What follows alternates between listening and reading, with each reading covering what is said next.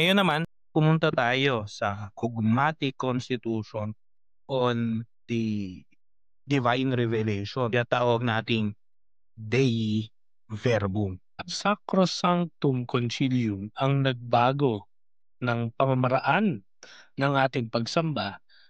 Dei Verbum naman ang nagbukas ng Biblia at ng salita ng Diyos sa mas malalim na paraan para sa simbahan. Dei Verbum transformed Catholic life. So, for the first time, ewan ko kung for the first time, no? No, hindi siguro for the first time. More than ever, Catholics were encouraged to open the Bible at home, to pray the Bible, and not just at mass. Dei Verbum open that reality for us, no, na we should go back, we should read the Bible, we should enrich our scriptural understanding. Later on, pagdating ng 2010, ngayon, on our actual times, Verbum Domini reminds us that when we read the Bible, we are not just studying a text. No?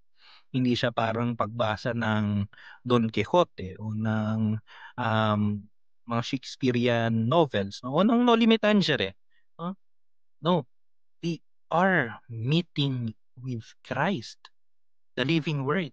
Again, the ultimate word of the Father, the last word of the Father.